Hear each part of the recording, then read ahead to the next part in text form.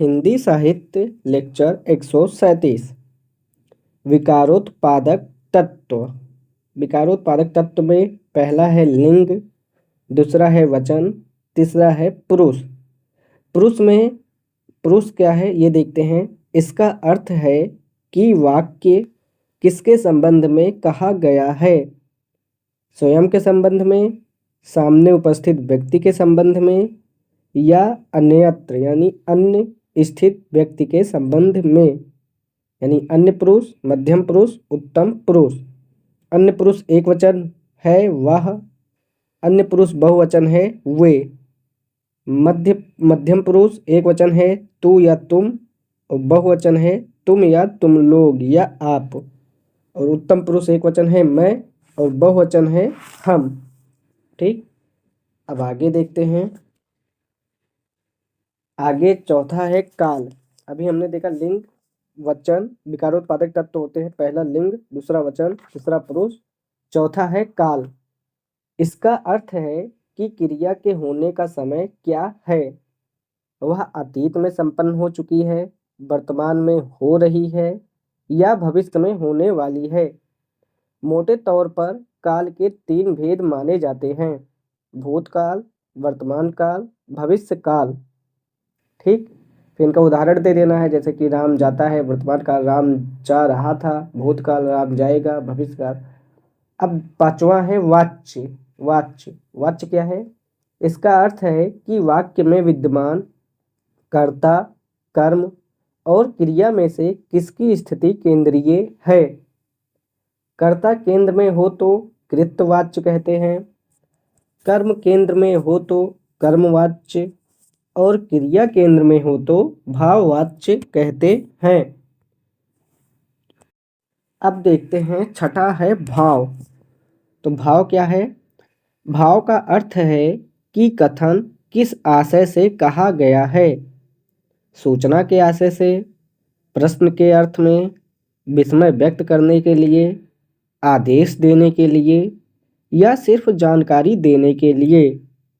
भाव बदलने से भी क्रिया में परिवर्तन आ जाता है। ठीक है, और सातवां है लिंग। लिंग जैसे संस्कृत, गुजराती, मराठी में 3 लिंग होते हैं, जबकि अंग्रेजी में 4 लिंग होते हैं। कौन कौन से? मैस्कुलिन, फेमिनिन, न्यूटर और कॉमन। कौन कौन से? मैस्कुलिन, फेमिनिन, न्यूटर और कॉमन। तो अंग्रेजी में 4 लिंग होते हैं। न्यूटर जो है वो भौतिक वस्तुओं के लिए है। कॉमन जो है वो लिंग है पर ज्ञात नहीं है, जो उनके लिए है। अब देखते हैं हिंदी, सिंधी, पंजाबी, बांग्ला, उड़िया, असमिया, मैथिली, इन सब में प्रायः 2 लिंग होते हैं। अब इसके बाद देखते हैं वाक्य संरचना। तो हमने जब शुरुआत की थी तो कहाँ से की थी, एक बार मैं फिर से देख लेता हूँ। हमने हिंदी भाषा का व्याकरण शुरू किया था, जिसमें हमने सबसे पहले पद संरचना देखा, फिर कारक व्यवस्था देखा, फिर अभी हमने देख लिया इससे पहले विकारोत्पादक, जो लिंग, वचन, काल, पुरुष, वाच्य, भाव हैं। पद संरचना में विकारी या अविकारी थे। कारक व्यवस्था 8 कारक थे, कर्ता ने कर्म को, वही वाला। विकारोत्पादक 6 हैं, लिंग, वचन, काल, पुरुष, वाच्य, भाव। अब लास्ट है हिंदी भाषा का व्याकरण में वाक्य संरचना। तो वाक्य क्या है? शब्दों का वह समूह जिससे किसी अर्थ की पूरी या स्वतंत्र अभिव्यक्ति होती है। दोबारा से बोलता हूँ, शब्दों का वह समूह जिससे किसी अर्थ की पूरी या स्वतंत्र अभिव्यक्ति होती है। न्यायिक दार्शनिकों या न्यायिकों ने इस बात पर विचार किया है कि सार्थक वाक्य कैसे होने चाहिए। सार्थक वाक्यों की 3 शर्तें। पहला है आकांक्षा, दूसरा है योग्यता और तीसरा है सन्निधि। यानी सार्थक वाक्यों की 3 शर्तें हैं: आकांक्षा, योग्यता, सन्निधि। आकांक्षा में क्या होगा? शब्दों की ऐसी जरूरत जिससे वाक्य की आकांक्षा प्रस्तुत हो। शब्दों की ऐसी जरूरत जिससे वाक्य की आकांक्षा प्रस्तुत हो। योग्यता क्या है? सार्थक वाक्य में शब्द ऐसे हों जो एक दूसरे के साथ कॉम्पिटेबल यानी सुसंगति हों। सार्थक वाक्य में शब्द ऐसे हों जो एक दूसरे के साथ सुसंगत हों। और सन्निधि क्या है? निकटता। सन्निधि निकटता है। सार्थक वाक्य तब हैं जब शब्दों में निकटता हो, यानी एक साथ बोला जाए, एक साथ लिखा जाए तो वो सार्थक वाक्य है। तो सार्थक वाक्य में आकांक्षा होनी चाहिए, योग्यता होनी चाहिए, सन्निधि होनी चाहिए। और सन्निधि का मतलब होता है निकटता। जैसे एग्जाम्पल है, अटल बिहारी की वक्तव्य शैली नहीं चलेगी। अटल बिहारी की वक्तव्य शैली नहीं चलेगी। अब देखते हैं वाक्यों के प्रकार। वाक्यों के प्रकार को हम दो दृष्टि से देखेंगे, एक अर्थ की दृष्टि से और दूसरा संरचना की दृष्टि से। तो अर्थ की दृष्टि से बात करें तो ये 8 प्रकार के हैं। कौन कौन से? विधेयात्मक, निषेधात्मक, प्रश्नवाचक, संदेहवाचक, इच्छावाचक, विधिवाचक या आदेशवाचक, विस्मयादिबोधक, संकेतवाचक। दोबारा से बोलता हूँ, पहला है विधेयात्मक, दूसरा है निषेधात्मक, तीसरा है प्रश्नवाचक, चौथा है संदेहवाचक, पांचवा है इच्छावाचक, छठा है विधिवाचक या आदेशवाचक, सातवां है विस्मयादिबोधक और आठवां है संकेतवाचक। दोबारा से बोलता हूँ, पहला है विधेयात्मक, दूसरा है निषेधात्मक, तीसरा है प्रश्नवाचक, चौथा है संदेहवाचक, पांचवा है इच्छावाचक, छठा है विधिवाचक या आदेशवाचक, सातवां है विस्मयादिबोधक और आठवां है संकेतवाचक। ये तो था अर्थ की दृष्टि से। अब देखिए वाक्यों के प्रकार संरचना की दृष्टि से। तो संरचना की दृष्टि से वाक्य 2 प्रकार के होते हैं, सरल वाक्य और जटिल वाक्य। सरल वाक्य क्या है? जिसमें एक उद्देश्य और एक विधेय हो, यानी विधेय मतलब क्रिया, एक उद्देश्य और एक क्रिया हो। जैसे कन्हैया जाता है, कन्हैया बेर खाता है। जटिल वाक्य क्या है? एक से अधिक विधेयों की उपस्थिति, जिसमें एक से अधिक विधेयों की उपस्थिति हो। जटिल वाक्य भी 2 प्रकार से होते हैं, एक संयुक्त वाक्य और एक मिश्र वाक्य। एक संयुक्त वाक्य होते हैं, एक मिश्र वाक्य। तो संयुक्त वाक्य में क्या होता है? जिसमें मतलब 2 स्वतंत्र उपवाक्य होते हैं और जिन्हें संयोजक यानी और या किंतु शब्द से जोड़ दिया जाता है, तो उसे संयुक्त वाक्य कहते हैं। इसमें क्रिया होना अनिवार्य है, जबकि फ्रेज में क्रिया होना अनिवार्य नहीं है। फ्रेज मतलब पदबंध। ठीक। अगर दोनों उपवाक्य अपने आप में स्वतंत्र हों और समुच्चय बोधक अव्यय और समुच्चय बोधक अवयव जोड़कर उन्हें एक कर दिया है तो उसे समानाधिकरण संबंध कहते हैं। दोबारा से बोलूँगा, अगर दोनों उपवाक्य अपने आप में स्वतंत्र हों और समुच्चय बोधक अवयव जोड़कर उन्हें एक कर दिया है तो उसे समानाधिकरण संबंध कहते हैं। संयुक्त वाक्य की पहचान है कि समुच्चय बोधक शब्द को हटा दें तो उपवाक्य एक स्वतंत्र वाक्य बन जाएगा। ठीक।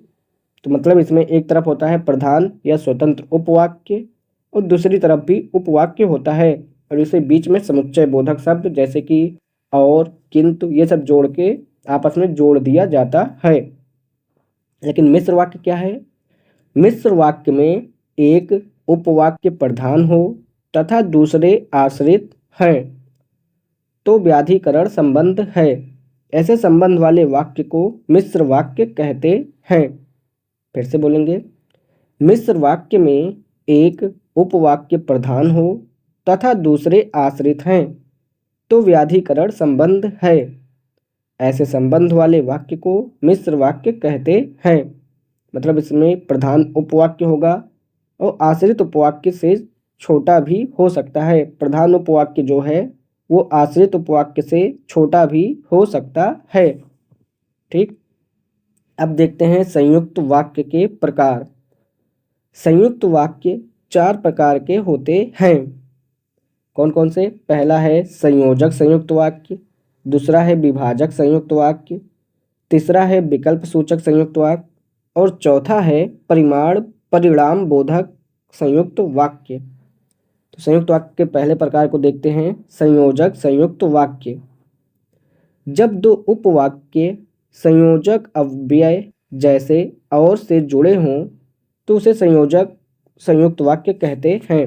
मतलब कि जब दो उपवाक्य संयोजक अव्यय से जुड़े हों, संयोजक अव्यय क्या है? जैसे, मतलब और जो है वो संयोजक अव्यय है, से जुड़े हों तो उसे संयोजक संयुक्त वाक्य कहते हैं। जैसे एग्जाम्पल है, परीक्षा पूरी हुई और विद्यार्थी खुश हो गए। तो इसमें परीक्षा पूरी हुई एक उपवाक्य है, विद्यार्थी खुश हो गए एक उपवाक्य है और बीच में और जुड़ गया, तो ये संयोजक संयुक्त वाक्य है। दूसरा है संयुक्त वाक्य का प्रकार विभाजक संयुक्त वाक्य। विभाजक संयुक्त वाक्य क्या है? यदि संयुक्त वाक्य में उपस्थित उपवाक्यों में विरोध का संबंध दिखे जो पर या किंतु जैसे योजकों से व्यक्त किया गया हो तो उसे विभाजक संयुक्त वाक्य कहते हैं। दोबारा से इसे पढ़ूंगा। यदि संयुक्त वाक्य में उपस्थित उपवाक्यों में विरोध का संबंध दिखे जो पर या किंतु जैसे योजकों से व्यक्त किया गया हो तो उसे विभाजक संयुक्त वाक्य कहते हैं। जैसे इसका उदाहरण है, उसने बहुत कोशिश की किंतु परीक्षा में प्रथम स्थान हासिल नहीं कर पाया। तो ये विभाजक संयुक्त वाक्य का उदाहरण है। तीसरा है संयुक्त वाक्य का प्रकार विकल्प सूचक संयुक्त वाक्य। तो विकल्प सूचक संयुक्त वाक्य क्या है? जब संयुक्त वाक्य में ऐसे दो उपवाक्य हों जिनमें से एक का ही सफल होना संभव है तो उसे विकल्प सूचक संयुक्त वाक्य कहते हैं। जब संयुक्त वाक्य में ऐसे दो उपवाक्य हों जिनमें से एक का ही सफल होना संभव है, जैसे कि ऐसे वाक्यों में पराया या अव्यय का प्रयोग किया जाता है। तो ऐसे वाक्यों में पराया या नहीं तो ऐसे अव्ययों का प्रयोग किया जाता है। जैसे इसका उदाहरण देखें, मैं प्रथम स्थान पर आऊँगा या तो किताबों में आग लगा दूंगा। उदाहरण क्या है? मैं प्रथम स्थान पर आऊँगा या तो किताबों में आग लगा दूंगा। तो ये है विकल्प सूचक संयुक्त वाक्य। चौथा है संयुक्त वाक्य का प्रकार परिणाम बोधक संयुक्त वाक्य। परिणाम बोधक संयुक्त वाक्य क्या है? जब संयुक्त वाक्य का एक वाक्य दूसरे वाक्य का परिणाम हो, ऐसे वाक्यों में इसलिए या इसीलिए जैसे अव्यय प्रयोग में आते हैं। जब संयुक्त वाक्य का एक वाक्य दूसरे वाक्य का परिणाम हो, ऐसे वाक्यों में इसीलिए या इसलिए जैसे अव्यय प्रयोग में आते हैं। जैसे इसका उदाहरण है, आज बरसात ज़्यादा है इसलिए मैं नाव लेकर आया हूँ। तो ये परिणाम बोधक संयुक्त वाक्य है। अब देखते हैं मिश्र वाक्य। मिश्र वाक्य क्या है? मिश्र वाक्य में एक मूल या आधार उपवाक्य होता है और शेष आश्रित उपवाक्य या आश्रित उपवाक्य मूल उपवाक्य की व्याख्या, पुष्टि या समर्थन के लिए ही आते हैं। दोबारा से पढ़ूंगा। मिश्र वाक्य में एक मूल या आधार उपवाक्य होता है और शेष आश्रित उपवाक्य या आश्रित उपवाक्य मूल उपवाक्य की व्याख्या, पुष्टि या समर्थन के लिए ही आते हैं। ठीक, अब देखते हैं आश्रित उपवाक्यों के 3 भेद हैं। आश्रित उपवाक्यों के 3 भेद हैं।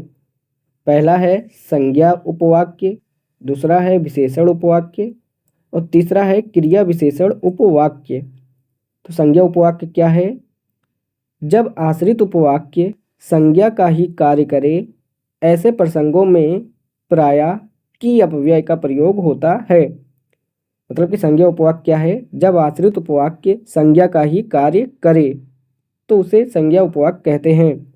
ऐसे प्रसंगों में प्रायः की अपव्यय का प्रयोग होता है। जैसे इसका उदाहरण है, दादाजी बोले कि वे आश्वस्त हैं। तो कि वे आश्वस्त हैं यह संज्ञा उपवाक्य है। अब दूसरा देखते हैं विशेषण उपवाक्य। विशेषण उपवाक्य क्या है? जब आश्रित उपवाक्य मुख्य वाक्य में विद्यमान संज्ञा या सर्वनाम की विशेषता बताता है।